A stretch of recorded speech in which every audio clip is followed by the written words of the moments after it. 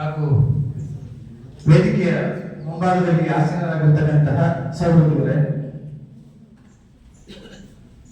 ಇದುವರೆಗೂ ತುಂಬಾ ತಾಳ್ಮೆಯಿಂದ ಇಡೀ ಕಾರ್ಯಕ್ರಮದ ತುಂಬ ಕೂತು ಕೇಳ್ತಿರುವಂತಹ ನಿಮಗೆ ಎಲ್ಲರ ಪರವಾಗಿ ನಾನು ತುಂಬ ಹೃದಯದ ಧನ್ಯವಾದಗಳನ್ನ ಅರ್ಪಿಸ್ತೇನೆ. ನಮಗೆ ಗೊತ್ತಿದೆ ದಲಿತ ಸಾಹಿತ್ಯ, ದಲಿತ ಚಳವಳಿ ಇದರ ಬಗ್ಗೆ ಎಲ್ಲ ನಾವು ಚರ್ಚೆ ಮಾಡ್ತಾ ಇರಬೇಕಾದ್ರೆ ನನಗೆ ಅನಿಸಿದ್ದು ಏನಂತಂದ್ರೆ, ದಲಿತ ಚಳವಳಿ ಅನ್ನುವಂಥದ್ದು ಇವತ್ತಿನದು ನಾಳೆದಲ್ಲ. ಯಾಕೆಂತಂದ್ರೆ ಅದಕ್ಕೆ ಬಹಳ ದೊಡ್ಡ ಚರಿತ್ರೆಗೆ ಇದೆ. ಗೌತಮ ಬುದ್ಧನಿಂದ ಹಿಡಿದು, ಬಸವಣ್ಣನಿಂದ ಹಿಡಿದು, ಅಂಬೇಡ್ಕರ್ ಅವರಿಂದ ಹಿಡಿದು ನಂತರ ಕೃಷ್ಣಪ್ಪನವರವರೆಗೆ ಚಳವಳಿ ಎನ್ನುವಂಥದ್ದು ನಡೆದಿದೆ. ನನಗೆ ತುಂಬಾ ಕಾಮನ್ ಆಗಿ ಆಲೋಚನೆ ಮಾಡಿದ್ರೆ ನನಗೆ ಅನಿಸಿದ್ದು ಏನಂತಂದ್ರೆ, ಬುದ್ಧ ಕಟ್ಟಿದ ಚಳವಳಿ, ಬಸವ ಕಟ್ಟಿದ ಚಳವಳಿ, ಅಥವಾ ಅಂಬೇಡ್ಕರ್ ಕಟ್ಟಿದಂತಹ ಚಳವಳಿ, ಅಥವಾ ಕೃಷ್ಣಪ್ಪ ಕಟ್ಟಿದಂತಹ ಚಳವಳಿ ಇದೆಯಲ್ಲ, ಇದು ಸಹಜವಾಗಿರುವಂತಹ ಚಳವಳಿ ಅಲ್ಲ. ಇದೊಂದು ಇಂಟೆಲೆಕ್ಚುವಲ್ ಟೀಮ್ ಅಂತ. ನೀವು ಬುದ್ಧನ ಜೊತೆಗಿದ್ದಂತಹ ಅನೇಕ ಸಂಘದಲ್ಲಿದ್ದಂಥವರೆಲ್ಲರೂ ನಾವು ಆಲೋಚನೆ ಮಾಡಿದ್ರೆ ಅವರು ಹೆಂಗಿದ್ರು ಅಂದ್ರೆ ಜ್ಞಾನಿಗಳಾಗಿದ್ರು. ವಚನಕಾರನ ನೀವು ನೋಡಿದ್ರೆ ಅವರೆಲ್ಲರೂ ಕೂಡ ಇಂಟೆಲೆಕ್ಚುವಲ್ಸ್ ಆಗಿದ್ರು. ಹಾಗೆ ನೀವು ಅಂಬೇಡ್ಕರ್ ಅವ್ರನ್ನ ಜೊತೆಗೆ ಇಟ್ಕೊಂಡು ನೋಡಿದ್ರೆ ಅವರು ಕೂಡ ಅಷ್ಟೇ ಜ್ಞಾನವಂತರಾಗಿದ್ರು.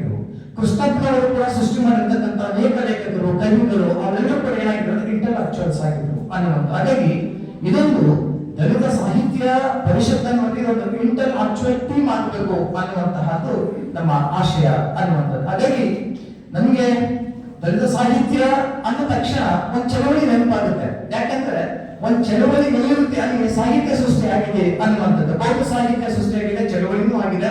ವಚನ ಚಳವಳಿ ಆಗಿದೆ, ಸಾಹಿತ್ಯ ಸೃಷ್ಟಿಯಾಗಿದೆ. ಅಂಬೇಡ್ಕರ್ ಅವರು ಚಳವಳಿ ಸ್ಟಾರ್ಟ್ ಮಾಡಿದ್ದಾರೆ, ಬರಹ ಸೃಷ್ಟಿಯಾಗಿದೆ.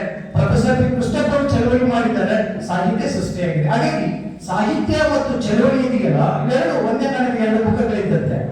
ಸೊ ಇಂತಹ ಬುದ್ಧ, ಬಸವ ಅನೇಕ ಚಿಂತನೆಗಳನ್ನ ಇಲ್ಲದೆ ಯಾವ ಚಳವಳಿಯೂ ಕೂಡ ಭಾರತದಲ್ಲಿ ನಡೆದಿಲ್ಲ, ಪ್ರಪಂಚದಲ್ಲಿ ಕೂಡ ಆಗಿಲ್ಲ, ಆಗಲಿಕ್ಕೆ ಸಾಧ್ಯ ಇಲ್ಲ ಅನ್ನುವಂಥದ್ದು. ಹಾಗಾಗಿ ಚಳವಳಿ ಮತ್ತು ಸಾಹಿತ್ಯ ಇವೆರಡು ಒಂದಕ್ಕೊಂದು ಸಂಬಂಧ ಇರತಕ್ಕಂಥದ್ದು ಅನ್ನುವಂಥದ್ದು. ಇಡೀ ಕರ್ನಾಟಕದ ದಲಿತ ಮತ್ತು ದಲಿತೇತರ ಮನೆಗಳನ್ನ ತಲುಪಿ ದಲಿತರ ಬದುಕುಗಳ ಹಾಡುಗಳಾಯ್ತು, ಕಾವ್ಯ ಆಯ್ತು, ಕಥೆ ಆಯ್ತು, ಕಾದಂಬರಿಗಳಾಯ್ತು, ಈ ತರದ ರೂಪದ ಒಂದು ತಳಮಟ್ಟವನ್ನು ತಲುಪುವಂತಹ ಕೆಲಸವನ್ನ ದಲಿತ ಚಳವಳಿ ಬಿಟ್ಟರೆ ಯಾವುದೇ ಸಂಘಟನೆಗಳಿಗೆ ಸಾಧ್ಯ ಆಗಿಲ್ಲ ಅನ್ನುವಂಥದ್ದೇ ನಮ್ಮ ಆಲೋಚನೆ ಅನ್ನುವಂಥದ್ದು. ಹಾಗೆಂತ ಇತರ ಸಾಹಿತ್ಯ ಕಾಲಘಟ್ಟಗಳಲ್ಲಿ ದಲಿತ ಸಂವೇದನೆ, ಜೀವನ ಚಿತ್ರಣಗಳು ವ್ಯಕ್ತ ಆಗಿಲ್ಲ ಅಂತಲ್ಲ, ವ್ಯಕ್ತ ಆಗಿದೆ. ಆದರೆ ಅದಕ್ಕೊಂದು ಪ್ರತ್ಯೇಕತೆ ಇದೆಯಲ್ಲ, ಒಂದು ಪ್ರತ್ಯೇಕತೆ ಉಂಟಾಗಿದೆ ಯಾವಾಗ ಅಂತ ಅದು ದಲಿತ ಚಳವಳಿ ಪ್ರಾರಂಭ ಆದಾಗ ಅನ್ನುವಂಥದ್ದು ನಾವು ಮರೆಯೋದಕ್ಕೆ ಸಾಧ್ಯ ಇಲ್ಲ. ಹಳೆ ಬೇರು ಹೊಸ ಚಿಗುರು, ಕೂಡಿರಲು ಮನಸ್ಸೊಗಸು ಅಂತ ಹೇಳಿ ಹಿರಿಯರು ಏನ್ ಹೇಳ್ತಾರೆ, ಹಾಗೆ ಹಿರಿಯರು ಚಳವಳಿಗಾರರು ಹಾಕಿಕೊಟ್ಟಂತಹ ದಾರಿಯಲ್ಲಿ ಇಂದಿನ ಯುವಕರು ನಡಿಬೇಕಾಗಿದೆ ಅನ್ನುವಂಥದ್ದು. ಚಳವಳಿಯ ಜವಾಬ್ದಾರಿ ತೆಗೆದುಕೊಂಡು ಮುನ್ನಡೆಸತಕ್ಕಂತಹ ಮನಸ್ಸುಗಳಿಗಿಂತ ತಮ್ಮೊಳಗೆ ಗೊಂದಲಗಳನ್ನು ಸೃಷ್ಟಿ ಮಾಡಿಕೊಂಡಿರ್ತಕ್ಕಂತಹ ಮತ್ತು ತಾತ್ವಿಕವಾದಂತಹ ಪರಿಪೂರ್ಣತೆ ಇರತಕ್ಕಂತಹ ಕೇವಲ ಪ್ರಶ್ನೆಗಳಿಗೆ ತುಂಬಿಕೊಂಡಿರ್ತಕ್ಕಂತಹ ಜನರಿಗೆ ಹೆಚ್ಚಾಗಿರಬೇಕಾದಾಗ ನಾವು ಅಂತಹ ಪ್ರಶ್ನೆಗಳಿಗೆ ಉತ್ತರ ಆಗಬೇಕು ಅನ್ನುವಂಥದ್ದು. ಒಂದು ಚಳವಳಿ ಸೀಳಾಗಲಿಕ್ಕೆ ಕಾರಣ ಭೌತಿಕವಾದಂತಹ ಜ್ಞಾನದ ಕೊರತೆ ಆಗಿರ್ಬೋದು, ಅಥವಾ ವೈಯಕ್ತಿಕವಾದಂತಹ ಸಮಸ್ಯೆಗಳಾಗಿರ್ಬೋದು. ಇವೆಲ್ಲವುಗಳನ್ನ ನಿವಾರಿಸಿಕೊಂಡು ಒಂದು ಚಳವಳಿಯನ್ನು ಮುಂದುವರಿಸುವಂತಹ ಕೆಲಸ ಇದೆಯಲ್ಲ, ಅದು ನಾವೆಲ್ಲರೂ ಇವತ್ತು ಮಾಡಬೇಕಾಗಿದೆ ಅನ್ನುವಂಥದ್ದು. ಇಂದು ನಮಗೆ ಗೊತ್ತಿರುವ ಹಾಗೆ ಓದುವವರ ಮತ್ತು ಬರೆಯುವವರ ಸಂಖ್ಯೆ ತುಂಬಾ ಕಡಿಮೆ ಇದೆ. ಹಾಗೆ ಕಡಿಮೆ ಇರ್ತಕ್ಕಂತಹ ಕೆಲವರು ಬರೀತಾ ಇರ್ತಕ್ಕಂಥವ್ರು ಕೂಡ ಏನ್ ಬರ್ಕೊಂಡಿದ್ದಾರೆ ಅಂತಂದ್ರೆ, ಕಾಕಕ್ಕ ಗೊಬ್ಬಕ್ಕನ ಕಥೆಗಳನ್ನು ಬರ್ಕೊಂಡು, ಒಂದಿಷ್ಟು ಪ್ರೇಮ ಪ್ರೀತಿ ಕಥೆಗಳನ್ನು ಬರ್ಕೊಂಡು ಕೂತ್ಕೊಂಡಿದ್ದಾರೆ. ಬಡತನದ ಹಸುವಿನ ಅಂತರಂಗವನ್ನ ಬೆದಕಿ ಅದನ್ನು ಸಮಾಜಕ್ಕೆ ಹೋಗಡಿಸುವಂತಹ ಕೆಲಸವನ್ನ ಮಾಡುವ ಅನೇಕ ಬರಹಗಾರಿದಾರಲ್ಲ, ಅವರು ತುಂಬಾ ಕಡಿಮೆ ಇದ್ದಾರೆ. ಅಂತಹವರನ್ನ ನಾವು ಹುಡುಕಿ ಅವರು ಸೃಷ್ಟಿ ಮಾಡಬೇಕಾಗಿದೆ ಅನ್ನುವಂಥದ್ದು. ನಮಗೆ ಸಹಜವಾಗಿ ಗೊತ್ತಿದೆ, ಸಾಮಾಜಿಕವಾದಂತಹ ಜಾಲತಾಣಗಳಿದ್ದಾವೆ.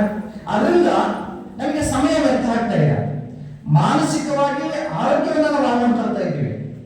ಹಾಗೆ ಅದರಲ್ಲಿ ಹೆಚ್ಚಾಗಿ ಯುವ ಸಮಾಜ ಇದೆಯಲ್ಲ, ಅದು ಅದರಲ್ಲಿ ಹೆಚ್ಚು ತೊಡಗುತ್ತಿರೋದ್ರಿಂದ ಓದು ಮತ್ತು ಚಳವಳಿ ಇದೆಯಲ್ಲ, ಅದ್ರ ಕಡೆಗೆ ನಾವು ಆ ಯುವ ಸಮಾಜವನ್ನು ಆಕರ್ಷಿಸುವಂತಹ ಕೆಲಸಗಳನ್ನ ನಾವು ಮಾಡಬೇಕಾಗಿದೆ ಅನ್ನುವಂಥ ಒಂದು ಅಧ್ಯಯನ ಏನಾಗುತ್ತೆ ಅಂತಂದ್ರೆ, ಮೊಬೈಲ್ಗಳನ್ನ ಬಳಸ್ತಾ ಇರುವಂತಹ ಇಡೀ ಸಂಖ್ಯೆಗಳನ್ನ ಸರ್ವೆ ಮಾಡಿ ಅದರಲ್ಲಿ ಸುಮಾರು 76.9% ಜನ ವಿದ್ಯಾರ್ಥಿಗಳು ಮತ್ತು ಯುವಕರು ಇದ್ದಾರೆ ಮೊಬೈಲ್ಗಳನ್ನು ಯೂಸ್ ಮಾಡೋದ್ರಲ್ಲಿ ಅನ್ನುವಂಥದ್ದು.